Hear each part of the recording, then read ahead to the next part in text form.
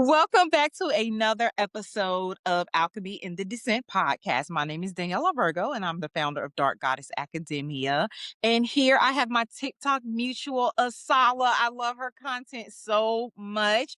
And today we're going to be talking about her reality architect work, which I'm so excited to talk about. So you can have the floor, introduce yourself, list your platforms where people can find you, and all that good stuff. Okay, I got you. So my name is Asalah. You guys can actually find me. I'm on like TikTok. I'm on YouTube. My TikTok is a little different. It's Asalah Arikara. And that last name I actually came up with in like a glamour magic session. Uh, Oh. so yeah, but and then YouTube was like YouTube is just like Asalah and then slash reality architects. I think yeah, I'm also on Instagram and it's just my name, Asalah. Yeah, that's it. And then we can go into Yeah, so going to yeah, your the order. reality architect because I had purchased one of your I think one of your Yes. preliminary drops and it was really good and I'm like it was blowing my mind because that is like my whole thing. I'm trying to create my reality. So anybody that have thoughts and like some of the stuff that you were talking about I never heard of, never thought of. And so Mm-hmm. I wanted to post this just so, we do all of this talking, we do all of these different like conversations about how we exist as women and creating and manifesting, but what does that actually look like the work that it takes to manifest, to create, and ultimately like to design our reality. So, share with how you got started, like when you started to sort of put these pieces together and then create a framework around it. Man, okay, so I started this when I was in college, and I was finishing up my last semester of college. I gotta say that last semester was, whew, trying time. But basically, I was juggling, school and I was also working a part-time job. And it was a lot going on during that Mm-hmm. time. I was alone in a lot of ways, but by way of being alone, I was able to kind of build community on social media and whatnot. And one of the things that allowed me to come up with that framework is I really started to study my own circumstances. I started to study my own nervous system. And all of this kind of came about because I was studying other women, entrepreneurs, people who were in positions that I wanted to be, but I was trying to see essentially how they got there. And so Right. um, I invested in myself through their work. So I would go into one of my mutuals, I was leaving an internship and I learned how to sync with my cycle and all of these other Mm. things that I was learning about my body. Yeah. And while I was doing this and I was learning myself and I was learning my nervous system, I was also, it was like one day when I was at work, I remember I was writing, just writing every day, writing everything I was observing. And I was looking at poverty in a very interest like a class way. Um, Mhm. so I live in Chicago and Ooh, it I is love Chicago. quite really I love Chicago. it, it's quite, it's I like it. I hate the weather. It's so ghetto. The weather That is is the only reason why I will not pack up and move to Chicago is I can't take the yeah, cold. very. It's really I just came from outside and the wind, oh God. Anyways, I'm back now and I'm a lot I know I'm joking, but anyways, um yeah, like it was like one of the things that I did, I was studying my circumstances and Chicago is very segregated. And Mm. when you go to the south side on the red line, all black people. When you go up north on the red line, all white people. And I remember during that time when I was in college, I was living up north. And I remember, just kind of the stark difference sometimes when I would go further south versus when I would go up north. And Mhm. there was this one day where I was going home from school, and on the train, it got violent. Like a group Mm. of this one, yeah, yeah, this white dude, he was like kind of off his stuff. I don't know, might have been drinking something or whatever, but he attacked this kind of white gay couple.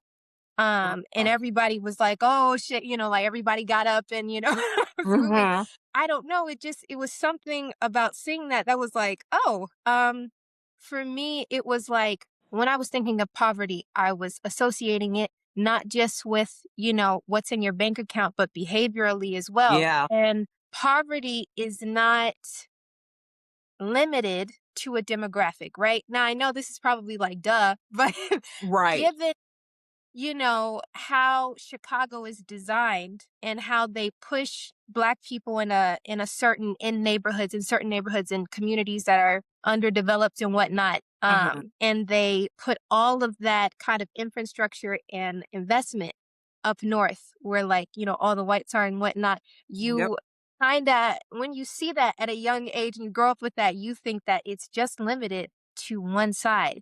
And then you start exploring and it's like, oh no, everybody is kind of in this thing. Yeah. um and I remember when I was observing that, and I was just observing just poverty manifest itself in different ways, express Mhm. itself differently amongst different people. And I was recording that, like just writing it.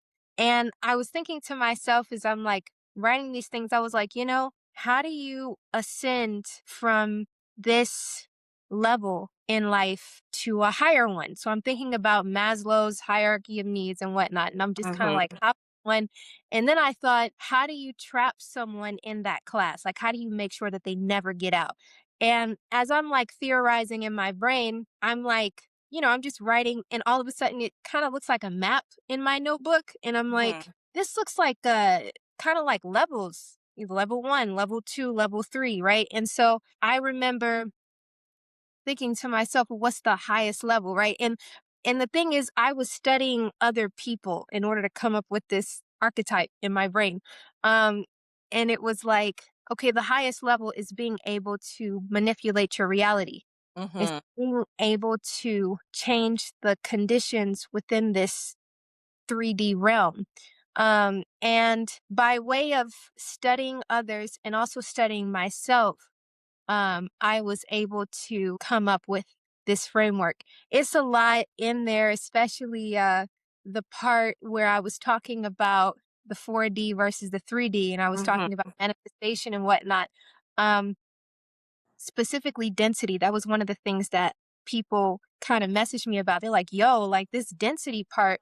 And what I'm talking about specifically is how you end up tethering yourself to the 3D realm, and when you no longer have access to anything above the 3D, right? Because the 3D is super dense. We're dense. The reason why we're Right. able to perceive each other is because we're dense or of gross matter. And so, I was thinking about thoughts and how they are faster than the speed of light. So I'm like, all right, well, we cannot perceive thoughts in the 3D because they would have to be slow. Um, so all of these things. And I was also, oh man, it was a lot. It was like, I was also like, I was studying my diet and how Mhm. that was affecting my nervous system and my Mhm. ability to manifest, imagine, envision, plan, all of these things, right? But also how my diet was affecting my ability to access things that are not supposed to be perceived in the 3D. Mm. They're Like supposed what? right. Oh, okay. So no. All right. An So example. You're not everything, but um, okay, so like when this first happened, listen, I was scared. I didn't know if I was losing my mind. I was like, mhm. maybe I've lost it. Like maybe this is the moment. I'm like, I'm kind of too young to lose it, but like I don't know, but but it was funny because it was like, okay, so all right, this is how I knew something was off, or something was wrong. Basically, I switched my diet, right? I just went completely cold turkey on meat. I was like, I'm not gonna eat meat. Wasn't really thinking. It was just, Mhm. experiment. Um, so I didn't eat meat, and I was eating all vegan proteins. Uh, Mhm. and what was happening when I was eating these beans, eggs, and whatnot? I was also working out. I was lifting and whatnot, and I was seeing results in a very short amount of time. I was like, "Holy hell!" I mean, "Holy God!" This is Oh, you can cuss. great, lovely. Okay, cool. um, Works for me. No. But basically, I'm just like, yo, like I'm seeing results in a really short amount of time. But more importantly, what was happening at nighttime was it was quite strange. So when I would go to sleep, it Mhm. was like my body was, sorry, it's my siblings. Anyways, my body was burning through all of the fuel I had given it. Um, it was like it was I don't know if you well, I don't think many people have, but if you could imagine your womb or whatever, it's like burning through a bunch of fuel or all the food that you've Mhm. eaten, right? And it's not like I was moving or running or anything. Then I could understand why we're burning through fuel. It's like, yeah, we need to use it. But this was happening while I was sleeping. And so what would happen, there was this one time, and it was when I saw something that was not quite human. And I was no longer in my body. Okay. Were you They in a waking state? kind of like I was looking at my body, but I Oh, wasn't in the body. Right, right, were you like exactly. astral projecting? Right, correct. Okay. Yeah, so I was out of my body, but my body was right there. And I'm like, all Mhm. right, not too sure how I got here. But basically, so I'm like astral projecting, not really in the body, but I'm perceiving a thing in my room that's not quite human looking. It's not, I know it's not supposed to be on the 3D because I'm like, I don't think you would survive in the 3D. It's quite dense over here and you Mm. look strange. You know, Where was Uh, it? Like in proximity to like your body? it was in my room. It was quite literally right next to my Just bed. like standing? Was it looking at you? It was, and it was trying to access me, like, it was trying Mm. to make contact with me, like, almost touch me in a way, and I got scared as shit. Oops, no, alright, it's fine to cuss. Anyways, I got scared Yeah. um, that I slingshot it back into my body. Honestly, thinking about this now, I'm like, I don't know how the hell. But anyways, I slingshot it back into my body and I woke up in pain. So my ribs are cramping. It feels like I've been bruised or something. And it Mm. also feels like I'm starving. Like I haven't eaten in days. Oh. Like, damn, I just ate. What the hell? And then I look at the time, I'm thinking it's morning time, right? Because I'm like, I'm thinking the sun is out because I just had a whole experience. I'm like, I know the day is gone. It's 3:30 in the morning. I'm like, huh, that's very strange. So then I messaged one of my mutuals, your mutual as well, Coach Jay. I was like, Mhm. hey, something crazy just happened. I don't know if I'm going insane.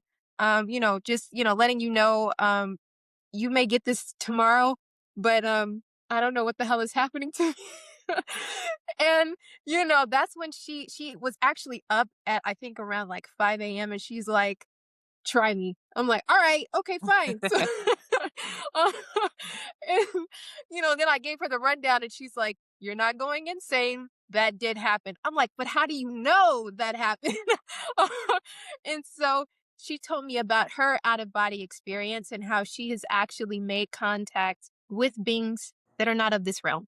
And you know, man, it was something, but I connected it to my diet. That was the only Okay. reason I was able to access that realm beyond this one. And honestly, those kind of encounters kind of kept happening because it felt like every night I would go to sleep or try to, I was getting dragged into something. Mhm. And I'm like, I'm not Mm. doing this again. Like at a certain point, it got really bad because I was like, I'm going to work and I'm crashing. There's no way in hell. I don't want to make contact anymore. I'm tired. Like, I have to work. I can't, balance this. And I remember I would tell Coach Jay, and she was like, Mother is calling. I'm like, Mother needs to chill out. Maybe she should leave a voice note, like, you know, maybe like, send mail, maybe a bird, anything, but you can't just drag Yeah. me. 'Cause Sleep. Uh, it's exhausting, like, I'm a dreamer, and now the recording that I did before, we talked about that, but I'm a dreamer too, and it can be, like, very but I've never astral projected. I have had encounter not in a, like, I'm seeing my body, like, I don't recall ever, like, remote viewing my body or, like, mhm. you know, doing that, but I have, like, encountered, like, entities, but it was more like myself in terms of like it wasn't like remote viewing or astral projecting.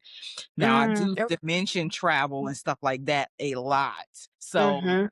and it can get to a point where it's very exhausting. Like one time I had to call out of work because I was so tired that I was like, I'm not gonna make it through the work day. And after that, I like stopped doing it so intensely. But yeah, was meat the only thing that you cut out that you connected to like the experiences? It was, when I cut out meat, I could not my body would almost, like, subconsciously burn through all of the legumes and everything I had eaten, Mm-hmm. and I end up somewhere else. And I'm like, "Yeah, I can't keep doing this." So at a certain point, I went right back to eating Oh, meat. And I also another thing, actually, now that you mentioned it, I totally forgot about this.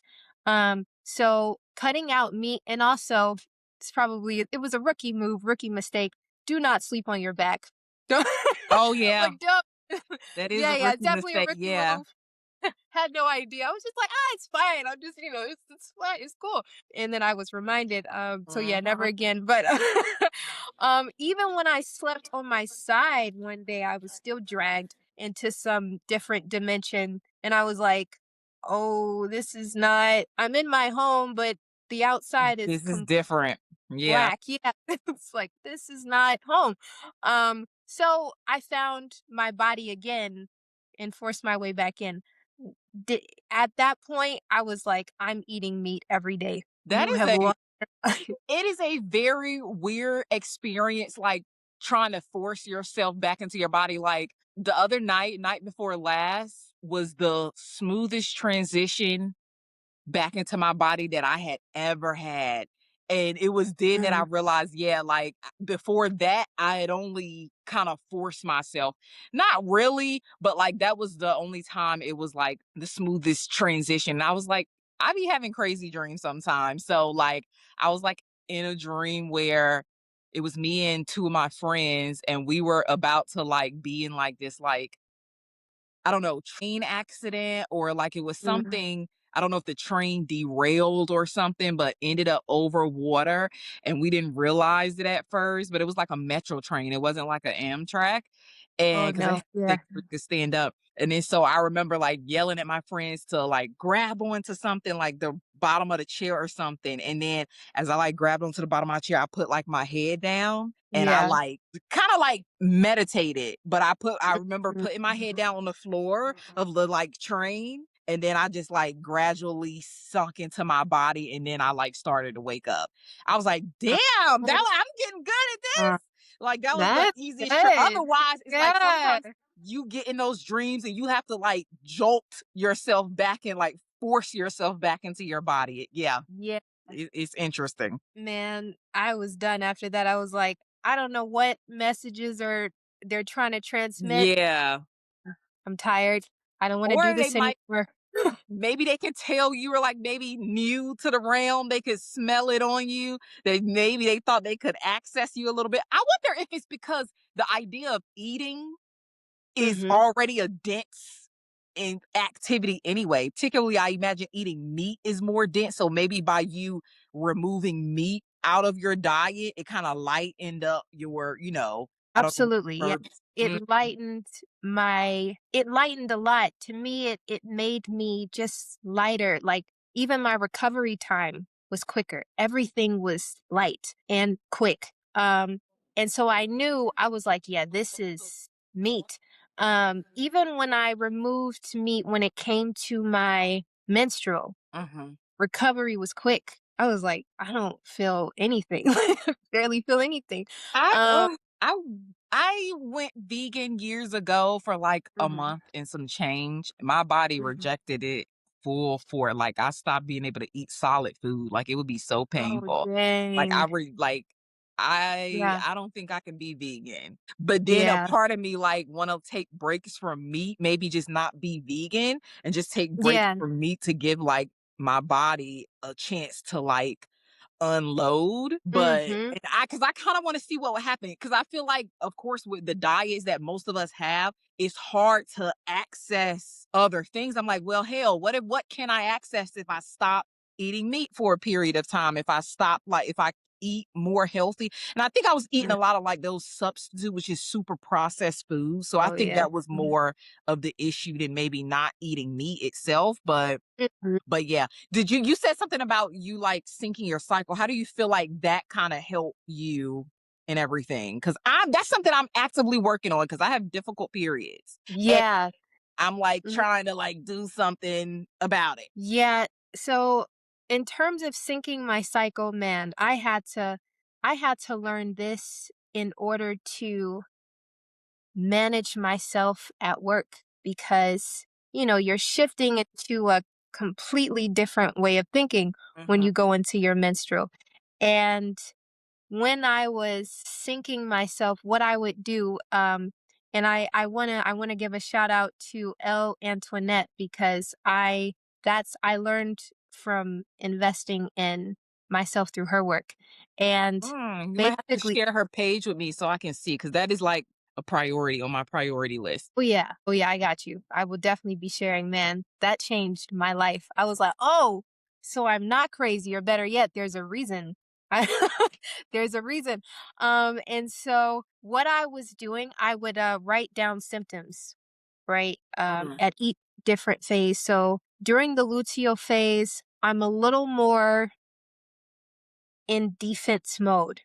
My mind and my body desires to build a fortress around myself. And so when I am receiving any type of attack, and it might not even be an attack, but if I perceive it as so, I am on immediately. I'm like, let's go. And the person's like, chill. I'm like, all right, I'm just making sure if you're cool, I'm cool. Right? Cool.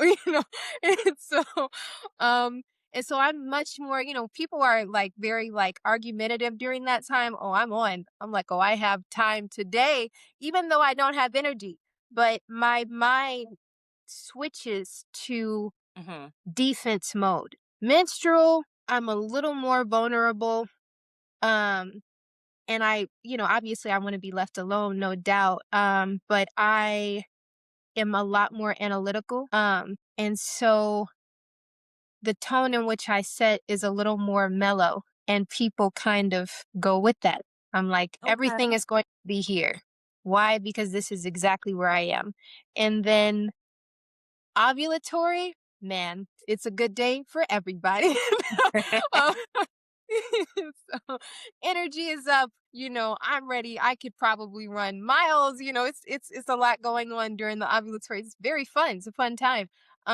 Follicular phase, I'm like glowing per you. No, I'm joking. But anyways, I'm glowing during that time.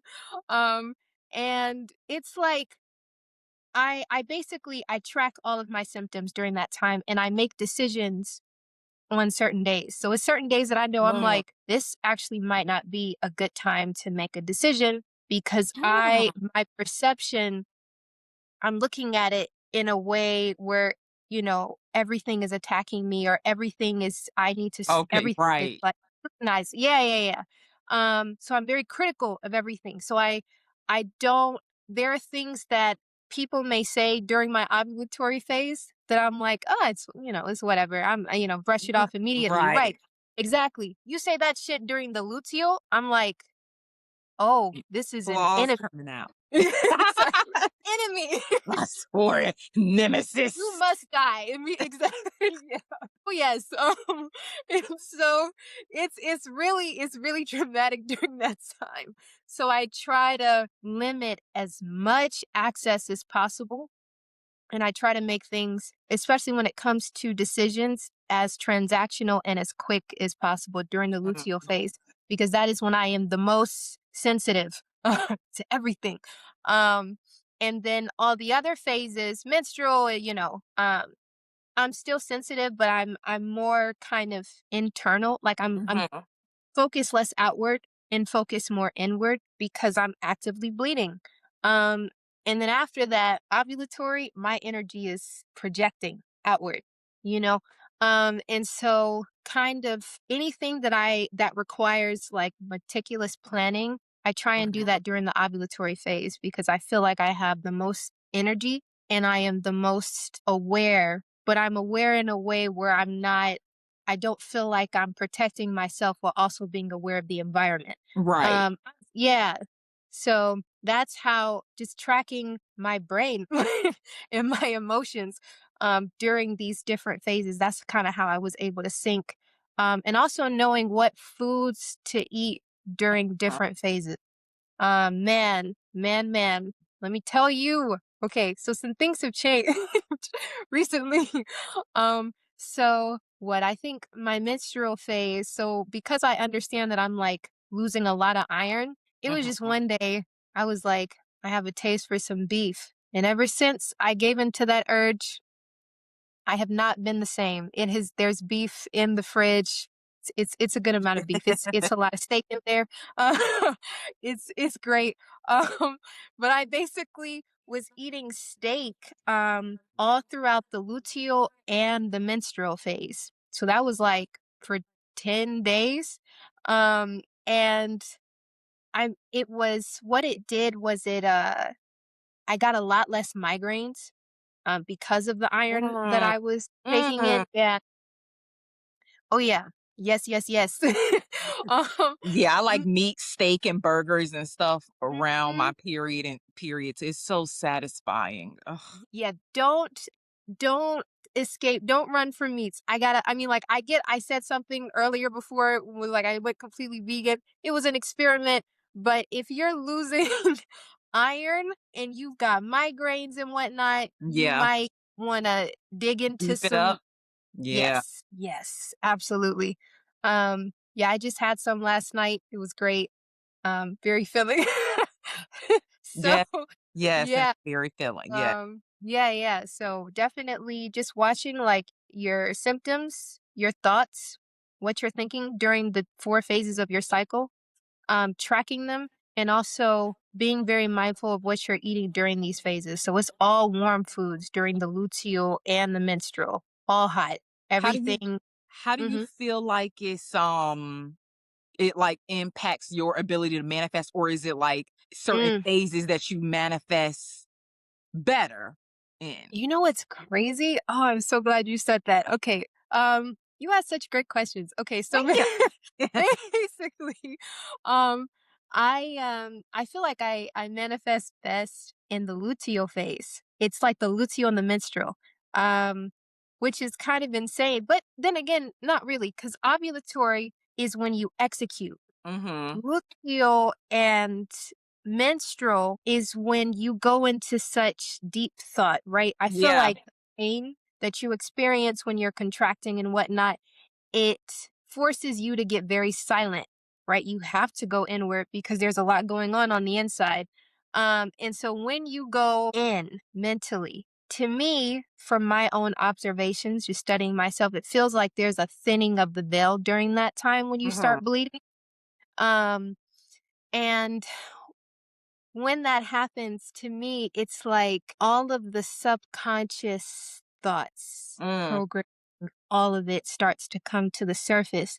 And all of a sudden, I am able to see these subconscious thoughts, just kind of like look at them as like a separate entity almost and address it. Um, it's very, Mm. it's like, I would say, kind of the perfect time to manifest because once you get silent with yourself, it's like everything that was buried Yeah. underneath productivity, work, your boss, your coworkers' schedule, all of that finally has a place to now show itself and be like, hi. So, by the way, I know you've been putting me off for like months, but here we are. Would you like to, Deal you with know? it now. Yeah. Exactly. Mhm. Right. And so yeah, that's actually like a really perfect time to manifest. Not the ovulatory, but that luteal and the menstrual, because it's like that's when seeds are planted. Or when you can start planting seeds. Is yeah, I'm glad you asked that. Okay. Because I'm Mhm. definitely working on that because to learn Mhm. how to operate in certain manner. Like I notice like when my period is like that day before or the day of, even though I don't feel like it, that's when like my thoughts become clearer. Like sometimes I'll like spit out videos because so many ideas, like I start talking more, like I start even in a more like sort of aggressive way, but it's I start being able to put stuff together a little bit more when my period is like first coming on. It's like there's less of a filter, Mhm. right? So everything that is like, do this is a good idea, it's no longer filtered through social choreography when you're on the luteal and the Yeah, menstrual phase. Just like, bam, this is good. Fucking, I'm gonna put it out, and you just kind of, here, shit, take it. right. And people are like, oh, damn, I didn't know I needed that. That's quite, wow, indeed. I You're mean, welcome. imagine No, if we were like taught about this stuff. Like mm, as like cuz a lot of what I do is initiation for women. Like imagine if we like were taught about this stuff from the time we were little girls about the phases and about your moods and about you would be able to regulate those things and not let it just boil all of those phases down to, oh, you're moody and your hormones are changing, but you would know when to do what. So even like when you were talking, it's like I would know when to manifest. I would know when my thoughts are running away, what phase am I in? Right. So now I know to redirect those thoughts, or if I'm in a specific phase where the thoughts are coming up, to let them come up, let them exist versus like shifting them based on the phase I'm in, the space I'm in, you know, mm, I can definitely see how that would help in like manifesting, because sometimes you may be in the opposite phase trying to manifest something at a time where you shouldn't be because you're mm. not, so that make a lot of sense. That make a lot of sense. You know what? Ah, Danielle, okay, so something that you just said, and I feel like this actually segments into the second part that I wanted to Mhm. talk about, which was the envisioning, right? Mhm. And how people kind of get the vision and they stop right there. Um, to me, right, when we're talking about the four phases of the cycle, Mhm. right, in the menstrual and the luteal phase, that to me is when you should be envisioning what you want, right? Um, and for me, sometimes I cry if I really want something, and I cry the most during the luteal and the menstrual phase and whatnot. But the ovulatory phase, which is execution, right? That's when you have the most energy. You can work. I mean, you can do all type of stuff during the ovulatory phase. Um, that is when you execute the vision that you had during the menstrual or luteal phase. Um, Now, where people see, because we have so much energy in the ovulatory phase, a lot of us don't know what to do with it. And it's like that's what you do with it. You execute in the direction of the vision. But the issue with kind of envisioning with a lot of people, this is where we don't get very practical, and I understand why. When we are imagining the life that we want or desire, Mhm. who you are when you imagine what you think you want, and then who you become once you get it and have to sustain it or maintain it are two different people. Um, Mhm. they're not the same.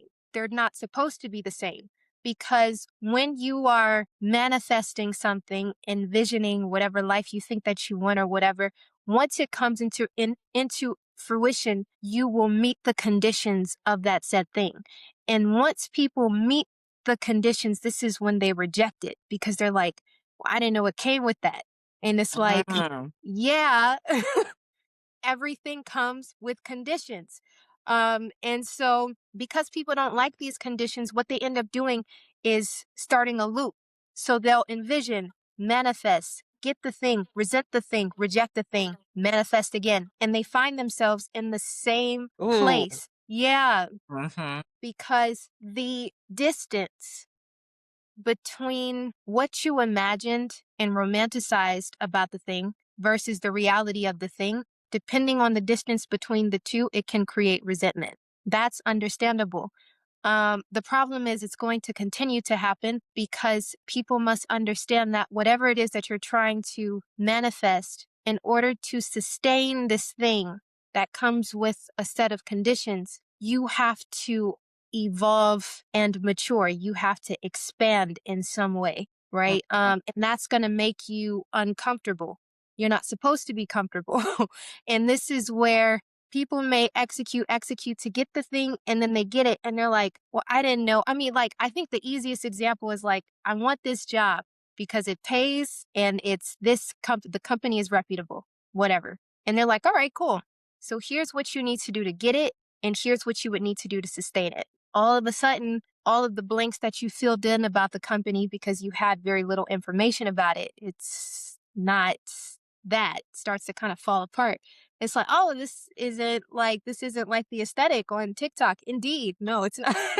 um, Mm, and so you have to mature into the person that is required to sustain and maintain this thing, and that right. requires discipline, repetition, all the things that are boring, right? And not so stimulating. But I think that's a part of like maturing. Like that's the maturing process when it comes to manifesting. It's like I think we got the envisioning down. We have the imagination down, right? We can, my God, we can really Right. we can, we can get really creative with these visions. And it's like wonderful. Okay. So here's what it comes with.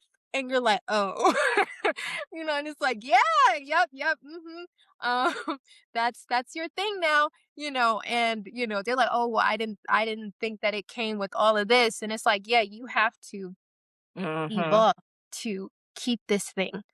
So that is something that I wanted to, because it's like envisioning during the menstrual, executing during the ovulatory. And I guess for me, given that I have observed what it's like to be crushed under the weight of your own manifestation because you have not developed into the person that is required to actually sustain this thing Mhm.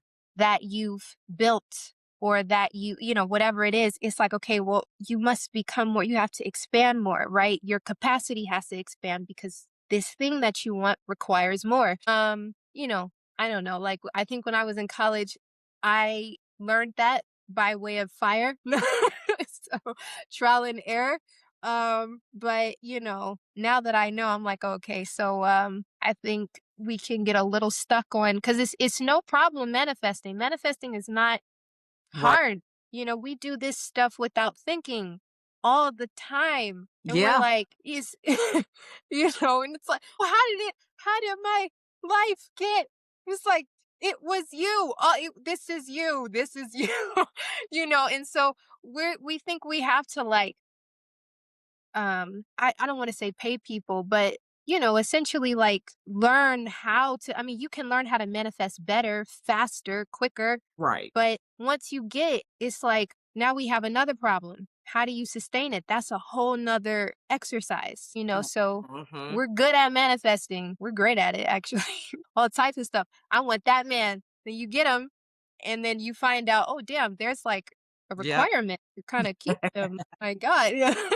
Yep. So we get all types of stuff and we lose it just as quickly. So yeah. True, true. What do you think the, I guess, easiest way for people to start manifesting or for people to start creating their reality and narrowing the distance before, Mm, like, I don't know, like maybe like if you say you want this thing, like your example was good with the job, you say you want this thing, maybe researching a little bit more about what it is that you say you want to be more realistic. Follow people on social media. I wonder if that would like help to kind of put into perspective what it would really look like require. to have it, and maybe that would help like narrow the distance between, getting it and keeping it, and not letting the resentment grow from realizing that, oh, this is more work than I thought it was going to be. Like, I got it and now I have to figure out how to keep it.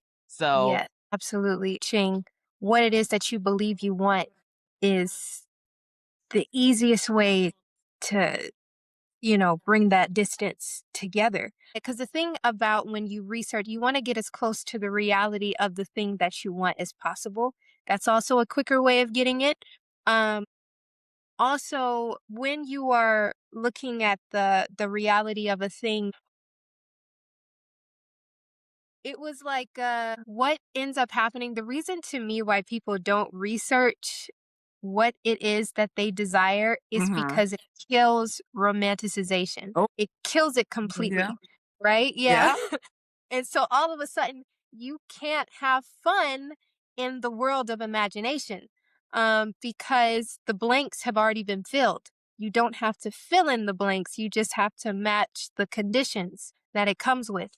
And that I think is what discourages people from researching. For example, we see this all the time. I mean, it's all over TikTok. Marriage. um, it's like people, my God, so, because of the romanticization around the ceremony of marriage, right? You Right. know, you can, yeah, you can like imagine, the freaking, I don't know, the dinner table and the people that'll be Mhm. there, and who will say what, and all of these very cute things. And I think it lasts for like a day. But you, right? And so people, they buy into this, and then you have even more kind of aesthetic videos on TikTok of like, Mhm. like point of view, your husband is doing whatever. And people are, especially women, eating that up. Um, and when they're doing this, they're giving you snippets of, well, first of all, they're kind of giving you snippets of like, it's very little reality there. It's not very real. It's not real at all, honestly. They're just showing you what they know humans will buy into. Mhm. It's great marketing strategy. But it's like, as a result, this is how we keep the loop of romanticizing um what we want and never wanting to actually look at the reality of it. Looking at the reality of a lot of things is like looking at the shadow. We don't like looking at our own shadows, Yep. right?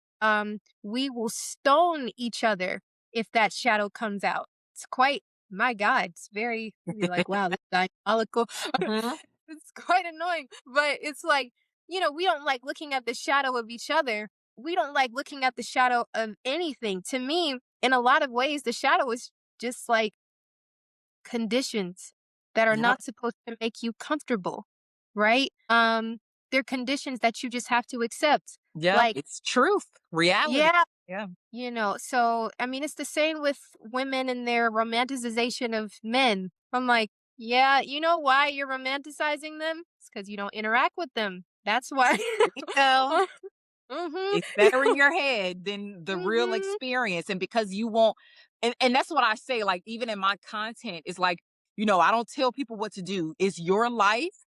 Live it according to who you are, which takes shadow work, which takes sitting in the uncomfortability of who you are so you know how you operate. If you say you want that thing, if you say you want that man, if you say you want to be in a relationship, look at all sides of a relationship so that when you do get it, things aren't like smacking you in the face all the time when he is putting his dirty clothes beside the laundry basket instead of in the laundry basket. And now it's driving you crazy. Little things like that. Because if you researched it, if you saw it and you said, well, I know this is most likely possible. So now I'm mentally prepared and I can either intervene and tell him this early, or if it happens, I can regulate myself in order for it to not be a problem.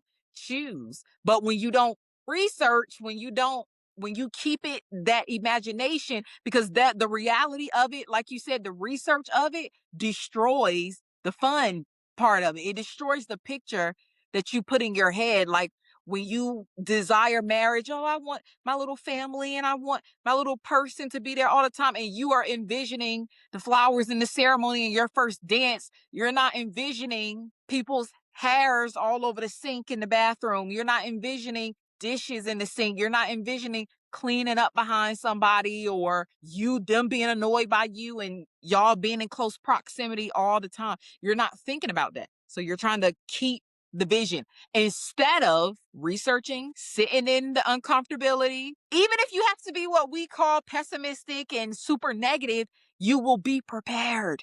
You will be prepared and you will be able to deal with those things more than being perpetually surprised that you had a baby. Like I saw this video the other day. Mm, where yesterday, I think, where it was a compilation of like women having in the birthing room, like just giving birth, and the men like sleep or playing video games or doing all of this different kind of stuff, with the husband bringing their other child to the um hospital, dirty, no unchanged diapers, cold food. Like, y'all are perpetually surprised by this because you're not paying attention to mm, how people are actually living. And it's no excuse now because we have social media. Yeah, your mom might not have told you how irritating your dad is to live with. Your aunts and your cousins and your friends, they want to keep an aesthetic, so they're not going to tell you how annoying marriage really is. But now we have social media. People feel more comfortable sharing in front of complete strangers. So you have the truth. And if you want that mhm. thing, then know what you're getting so you can handle it. That's it. Yes. Yes. That's it. And, I feel like once women come into contact more with reality, the reality of everything that they want, right? I feel like self-preservation is going to be a default setting for Default. women. Yep. Fine. Yeah. Um, it's going to be like a set system in the brain. Mm-hmm. What you realize when you're meeting these conditions, and everything comes with conditions, is that there is no one around you that is going to save you from the thing that you manifested, begged for, and decided that you wanted, right? Um, and like once we come into contact with that, because the thing is, and when I think about women, goodness, anyways, outsourcing, um, you know, responsibility, accountability, whatever you want to call it, to men, um, and looking to them like, you're supposed to be the savior and you're supposed to save me from my choices and all these other things. Yep. Um, Once we come into contact with reality, like I want to say constantly, Mm-hmm. um, we are going to become, because what it does, it forces you to become more intentional. Like you have Right. to know and become aware, okay, this thing that I'm looking at is because I desired it to be here. Otherwise, it wouldn't be here. Indeed. Yep. Okay, so step one has been achieved. Now, now we can get into, okay, so since I know I have the capacity to manifest, perhaps I should be a little more careful in what I am manifesting, because Mm-hmm. nothing is actually saying no to me, right? There's almost nothing in this universe I cannot have. Nothing is saying no. In fact, everything, including calamity, including catastrophe, is saying yes to me, right? See, once you get that kind Yep. of perspective, it's like, damn, maybe I do need to be a little more intentional. Maybe I do need to pull up my big girl panties. All of the Mm-hmm. above. Yeah. So, that is something that I want to is so I remember my grandmother telling me that. She's like, everything is saying yes to you. I was like, shit. Like everything, not just the good Oh stuff. People like to boil yeah. that down to just the good stuff. Everything is available. Exactly. So keep that in mind when you're asking for stuff, when you're manifesting Hmm. stuff. You want a Yeah. husband? You husbands are available. What kind of Right, right. husband? You'll get one, exactly. You'll A get baby one. too, right? So Yeah. nothing's unavailable. Um, which is great. It's great, but it also sucks because if you're irresponsible, it's like, damn, your life is about to get really Mm-hmm. gonna be Rough. some bump. Exactly. Yes, be some, yeah, some Gonna be bumps in the road, hard. some obstacles. Yeah. Yes. Yep. So but yeah, no, that's something that I want women to soak up. Nothing is actually blocking itself from you. Everything is saying yes. So, just be mindful. It's Yep. scary when you think about it, but yeah. Yep. And then I imagine once you do that, you can start creating your reality. You can start, getting things. And it doesn't have to be this like grandiose sort of life. So you don't have to manifest Lamborghinis and mansions, right? You can manifest the things that you want, the things that make you happy, the things that you desire in a practical way or in an extravagant way, just understanding what that actually means, what it looks like. And if you are ready to actually get it, and if you're ready to, like you said, to sustain it, because those things are very different. And you have to constantly become a different person. You have to constantly, be different through evolution, through growth. So, Yes. did you have any, final thoughts or anything that you feel like people should know about, being the architect of your reality, using tree? Because I know you just said something about like the game of life, or treating life like it's a game, and any, like, thoughts on that that people should know to start crafting life. Yeah. So let's see. When I created that game series and I got to start writing again, um, I, when I was expressing the different levels of consciousness, the animal, the slave, and then the architect. The animal being the lowest without consciousness, the slave being right above it because someone assigns them a purpose. And Mm, then right above that is the architect because you actually assign yourself a purpose just by way of studying yourself. So that's like the highest you can go. In terms of, how they would get started, I would say identify what level that you're on right now, and then just kind of work from there. Figure out where you're at and then figure out where you want to be. If you know you're in the slave level, nothing wrong with it. I think a lot of us started there.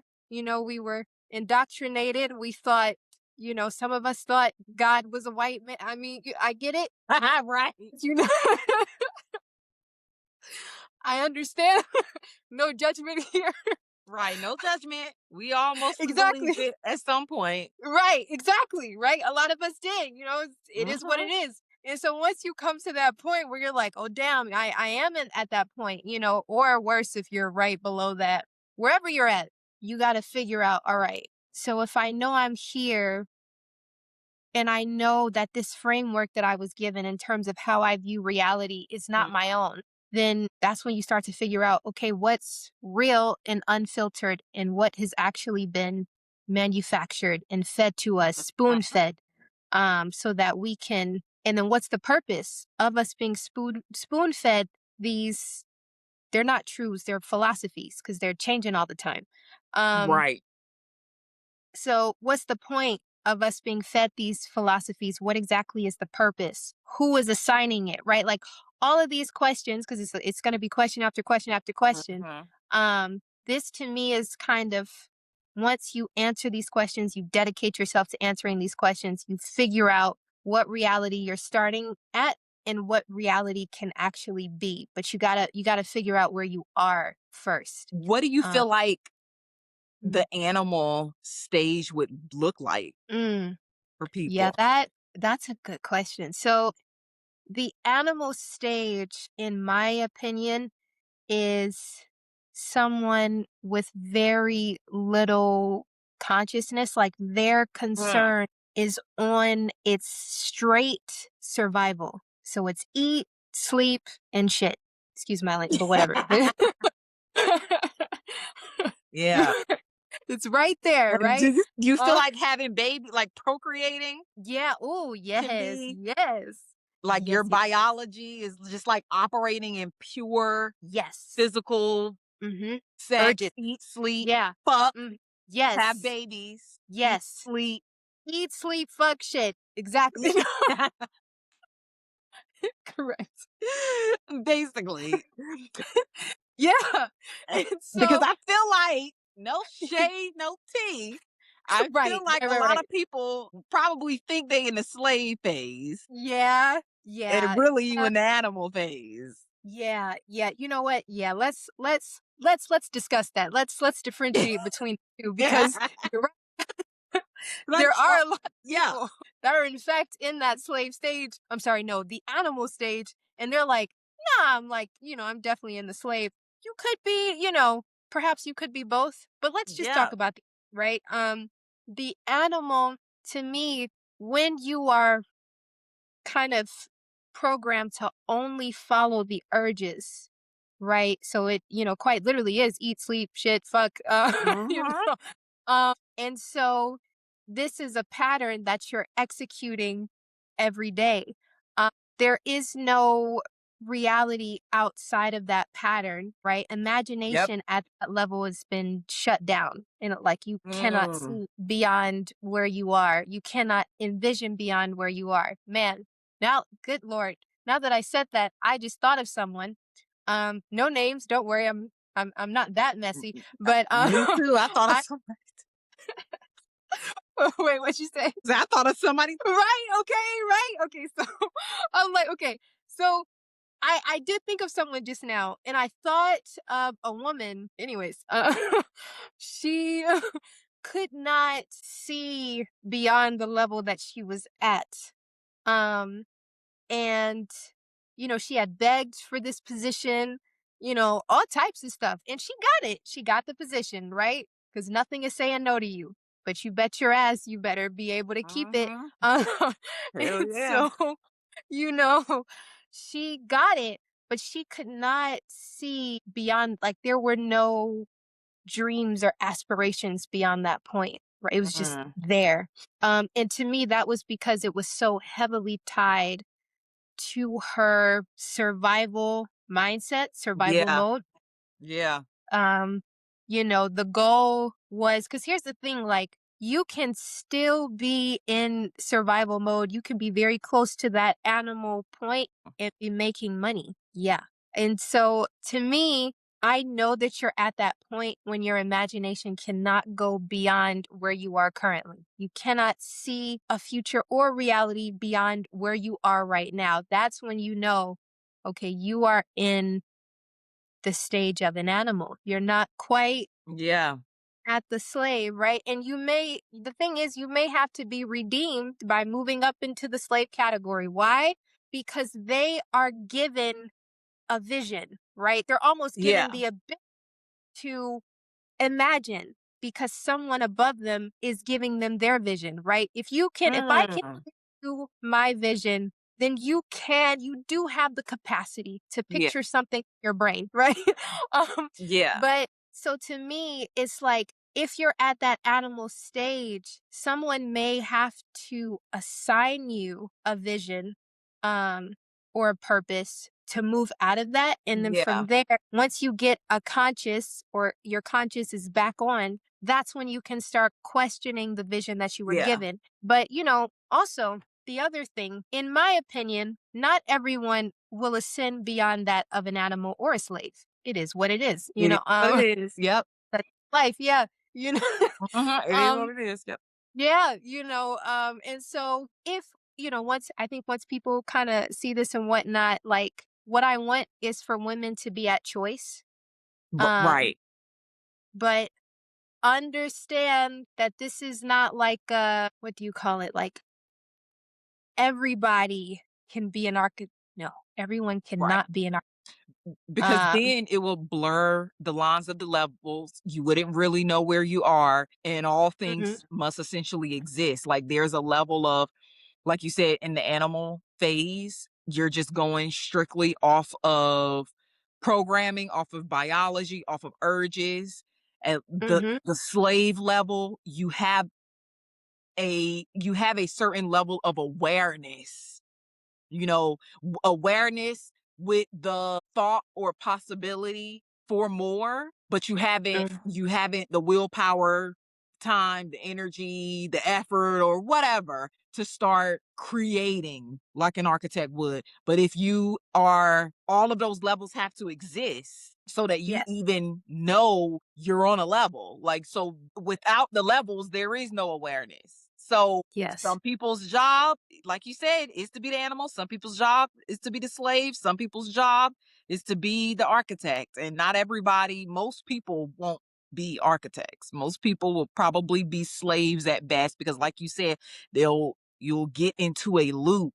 And that's what a lot of society does now that you mentioned, now that I think about it. Like, there's a lot of awareness happening on TikTok and on social media now, but it's like, why are we still circling? Like, we have in the information, we know it, but we just kind of go back to doing everything as we always did and cycling yeah. around and around and around. Like, So it's funny you said that, because I do remember discussing that, because I wrote I wrote in the book that you read, but I also wrote a Substack on this. And God, I should probably share my Substack as well. Now everything is coming to my brain.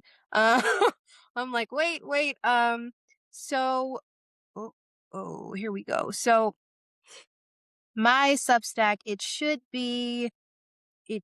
just, oh yeah, okay, yeah, it's the last name. It's Arekara. It's Aurekhara. Okay, cool. So on there, it was like my very first Substack. I was feral when I wrote this. It's very strange. Uh, um, yeah, I really, man, I get feral really quickly, and all of a sudden, creativity. Anyways, Mhm. so I wrote the expansion of of your nervous system, the war within. And what I was discussing was how to go from an animal to something beyond that. Mhm. Because, at our base level, we are animals. And when I think about what our body desires from us, it doesn't desire really anything but to just live and survive. All of this imagination and wanting more for yourself, your nervous system and body doesn't really give a damn about any of those things, Nope. doesn't care. Uh, Nope. and so when you are trying to expand beyond that of an animal and you're trying to go beyond your patterns, you are going against your biology. You're going against your body. That is something that has to be kind of taken into account.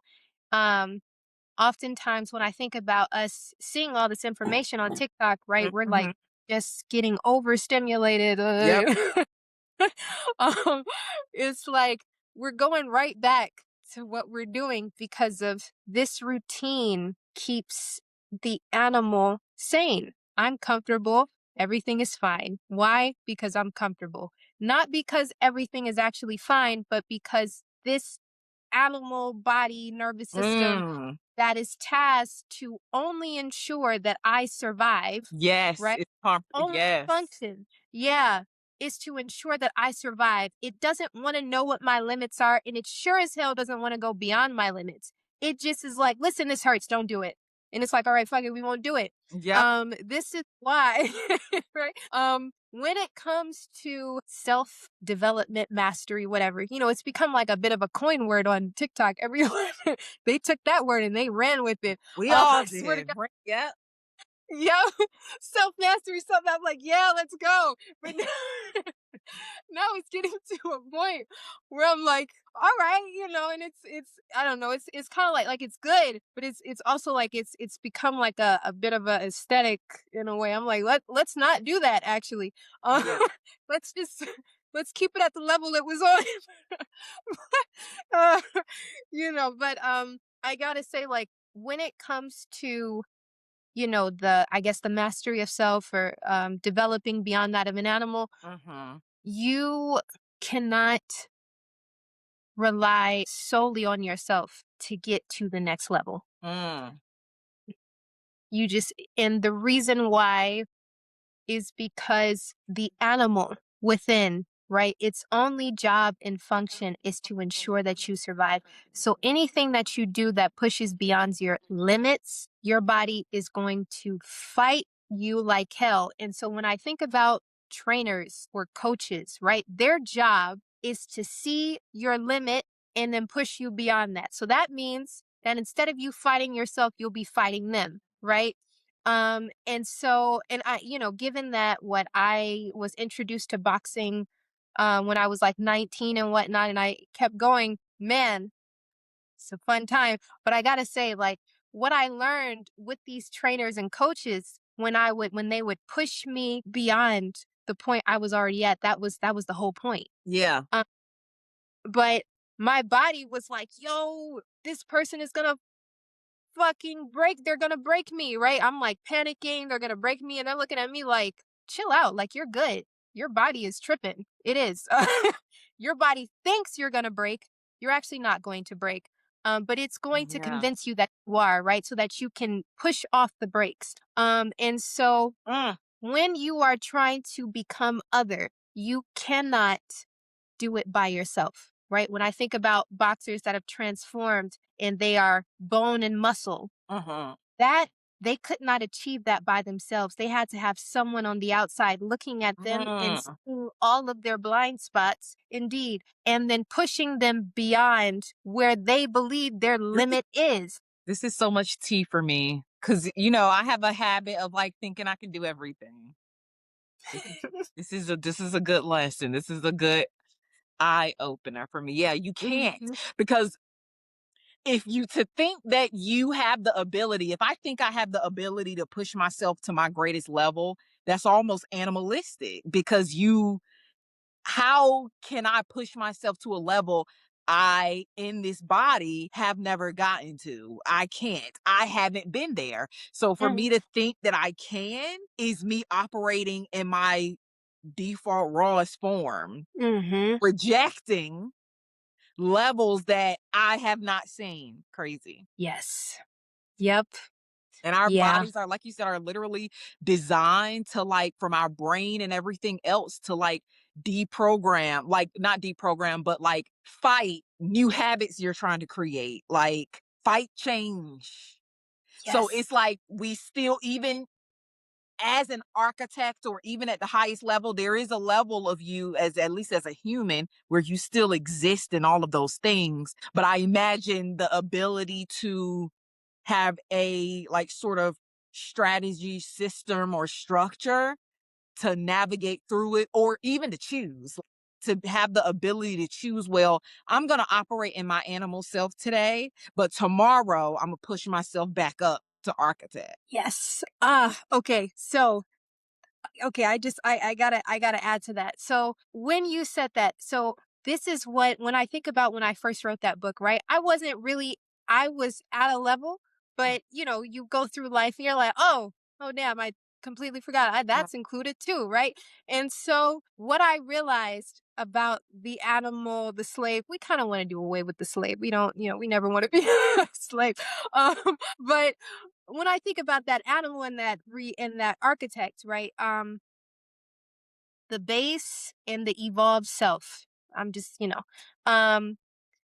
you do not get rid of the animal. You cannot get rid of the animal. You can, Mm, evolve beyond it and get access to higher levels. But the animal is not your enemy. Its function is to ensure that you survive. If anything, the animal should be programmed in a way where it works for you and mm, not against you, right? yeah. So to me, right, I'll give an example.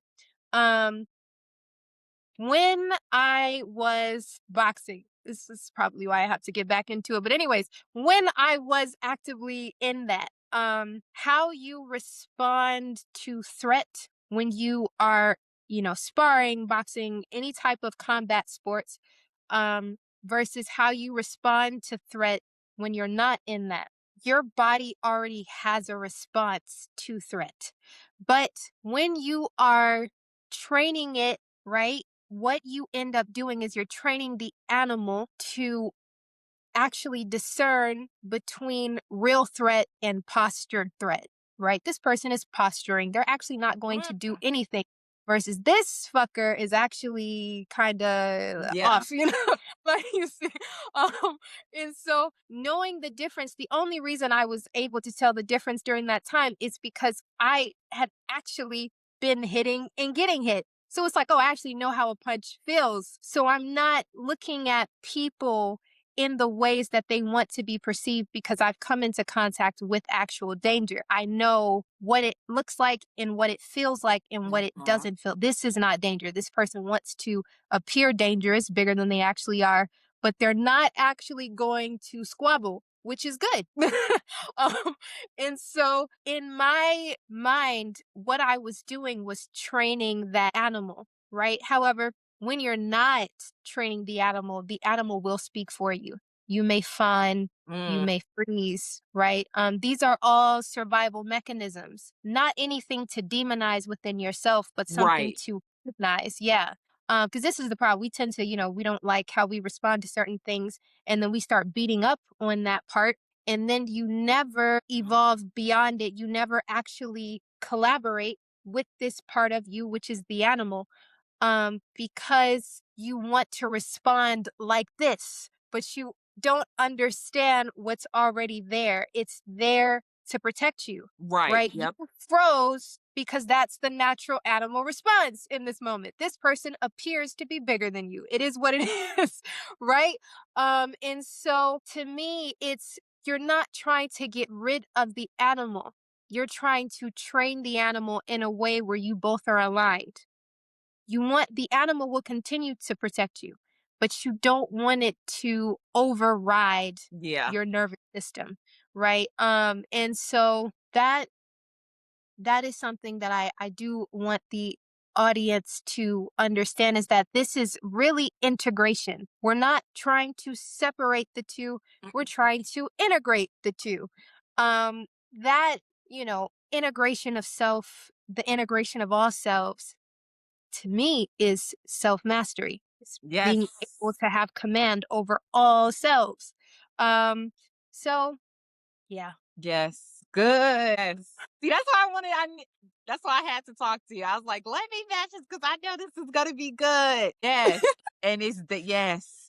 And then it's so amazing when you actually start to apply it and you see it in like the little things. Like I think people think when we say create your reality and manifest, it's supposed to be specific things. Like, but no, you see it in your interactions with people. You see it in the way you process new information. You see it when somebody try to trigger you, when you have a negative encounter and you're able to like redirect yourself. Like when you start to see those real changes in the way you perceive and see everything change, it's like, damn, I did the work. I did it. So yes. So thank you so much for coming. Did you have any final words, anything you wanted to leave off on? And you can reshare your form and everything. I'll put it in like the description on YouTube and everything. So I'll share your Uh, links. But any final thoughts? let's see. I'm on Substack. I'm also on Facebook. Same name, Asalah Instagram, YouTube, and I think and TikTok.